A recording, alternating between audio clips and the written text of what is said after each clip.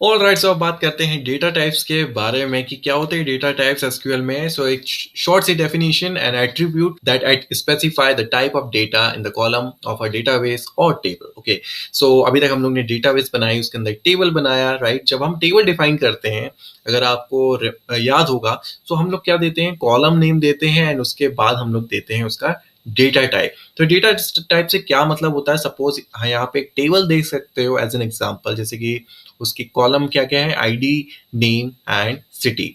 Okay, and table हम लोग बनाते हैं इस तरह से, क्रिएट टेबल स्टूडेंट्स, टेबल का नाम, उसके बाद हम लोग कॉलम नेम देते हैं, उसके बाद हम लोग देते हैं उसका डेटा टाइप। डेटा टाइप का मतलब सिंपली है कि हम उसको बता रहे हैं, हम अपने डेटाबेस को, कि हम किस टाइप की वैल्यू या तो किस टाइप का डेटा स्टोर करने वाले हैं उस पर्टिकुलर कॉलम में।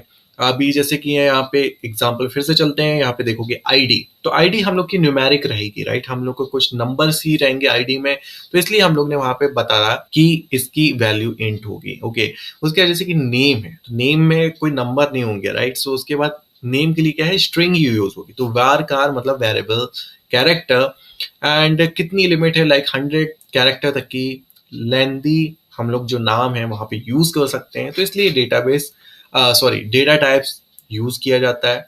ओके, अब आ जाता है मोस्ट कॉमनली या तो मोस्ट वाइडली यूज्ड, जो सबसे ज्यादा यूज्ड होते हैं वो डेटा टाइप्स, जिसमें भी कैटेगरीज होती हैं, जैसे कि फर्स्ट है न्यूमेरिक, इसमें डिफरेंट टाइप्स हैं, जैसे कि इंट है, डबल है, फ्लोट, डेसिमल, एंड उसके बाद स्ट्रिंग है, वैर कार या तो कार सिंपल होता है, एंड उसके बाद डेट एंड टाइम। सपोज अगर आप कस्टमर्स की कोई एक डेटाबेस बना रहे हो जिसमें आपको डेट ऑफ ज्वाइनिंग बनाना है फॉर द मेंबरशिप, सो आप डेट पुट फीड करना हो, सो आप उसके लिए डेट टाइप का डेटा टाइप यूज कर सकते हो। बाय द वे, इन तीन जितने यहाँ पे मैं डेटा टाइप्स दिखा रहा हूँ, इसके अलावा भी बहुत सारे टाइप्स के डेटा टाइप्स होते हैं।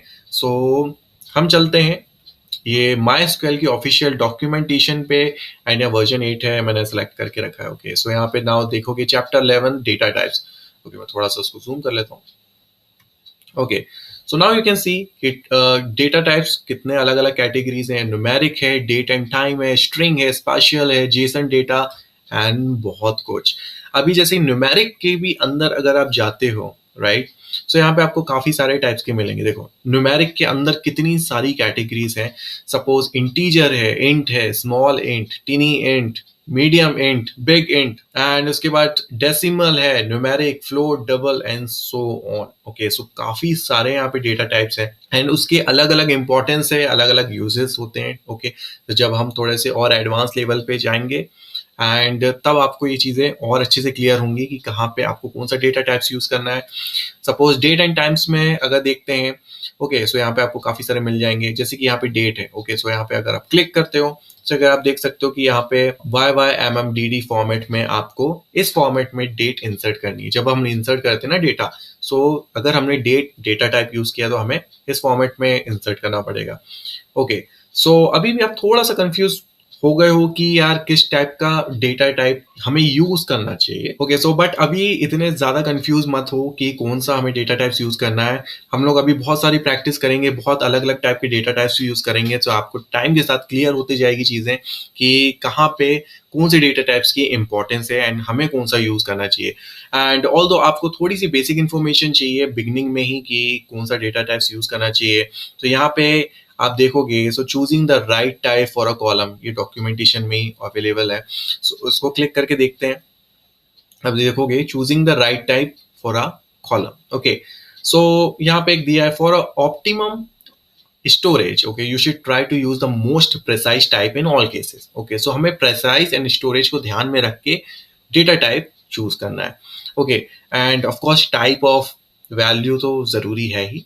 For example, if an integer value column is used for values in the range of 1 to 99,999, तो ये बोल रहा है कि अगर आपकी कॉलम की वैल्यू 99,999 के अंदर होगी, तो इट्स बेटर, आपके लिए बेटर है कि आप मीडियम इंट लो, नॉर्मल इंट नहीं, मीडियम इंट लो।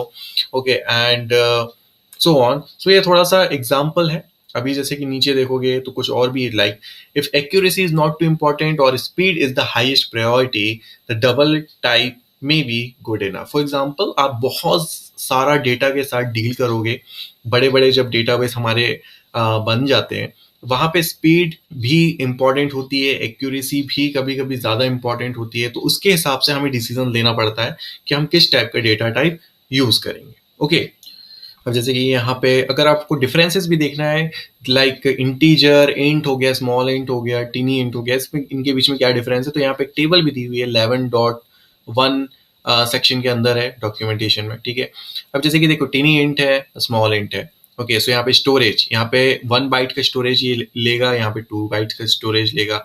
ओके, यहाँ पे मिनिमम वैल्यू कितनी है, मैक्सिमम वैल्यू कितनी है, ओके, तो यहाँ पे रेंज भी यहाँ पे दी हुई है।